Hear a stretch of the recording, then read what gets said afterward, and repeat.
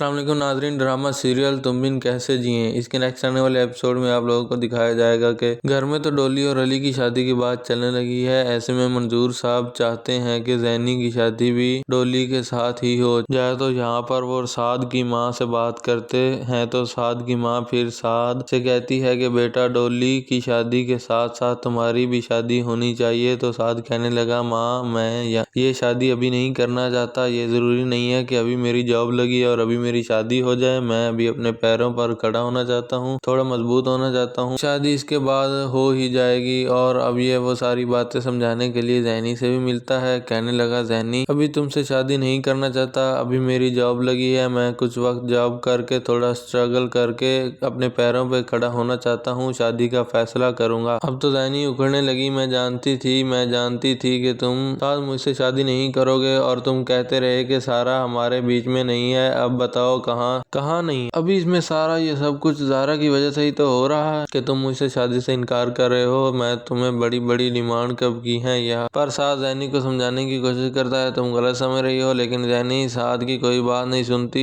इसका हाथ झटक कर पीछे फेंक देती है और कहने लगी गलती पर मैं हूँ जो हमेशा ही गलती पर नहीं हुआ करती। तुम जानते हो कि अदील भाई इस दुनिया में नहीं है और तुम्हें मौका मिल जाएगा सारा को अपनाने का, इसीलिए तुम मुझे रिजेक्ट कर रहे हो और कोई वजह नहीं। नौकरी को बीच में बुनियाद बनाकर रिश्ता खत्म करने की जरूरत नहीं है। तुम मुझे वैसे भी कह सकते हो कि तुमने मुझसे शादी नहीं करनी। अब ज़ैनी के साथ को ये कोई बात नहीं सुनी, फौरन से पहले यहाँ से गुस्से से पलट गई, घर चली जाती है। घर जाकर बहुत ही रोती है, परेशान होती है क्योंकि साद को बहुत पसंद करती है। दूसरी तरफ साद भी तो परेशान है, अकेला बैठा है और सोच रहा है कि ज़ैनी को कैसे यकीन दिलाऊं कि सिर्फ उसी के बारे में सोचता हूँ, उसी के लिए मोहब्बत करता हूँ। लेकिन ज़ैनी तो ज़ारा से बदगुमान हो चुकी है। ज़ारा जो अपने घर ही मसलों में उलझी हुई है, वो भला किसी का घर क्यों खराब करेगी। अब मरहा भी ज़ारा के खिलाफ खड़ी हो गई है। कहने लगी मैं जानती हूँ कि आपने अम्मी को जानबूझकर बताया है, आपके नसीब में आपका कोई होशियार नहीं मिली, तो आप चाहती हैं कि आप मुझसे भी मेरी खुशियाँ छीन लें। सिर्फ हसद की वजह से आपने मेरी अम्मी को सब कुछ बता दिया ताकि हमारी बात आगे ना बढ़ सके और मैं दुल्हन न बन सकूं। इसमें मेरा क्या कसूर है, आपको आपकी खुशियाँ नहीं मिली। अब यहाँ पर माहम कान लगाए सारी बातें बहुत मजे से सुन रही है। सारा रोने लगी और कहने लगी कि तुम मुझे गलत समझ रही हो मिन्हा, मैं ऐसी नहीं हूँ, क्योंकि हसद करूंगी तो तुमसे, लेकिन मेरा सारा की कोई बात नहीं सुनती और गुस्से से यहाँ से चली जाती है। माहम तो ये मौका बहुत अच्छा मिल गया है, वो यही चाहती थी कि मिन्हा ज़ारा के साथ खिलाफ खड़ी हो जाए और फिर हम दोनों बहनें मिलकर ज़ारा को इस घर से निकाल बाहर करें। और अब आगे चलकर माहा यही सब कुछ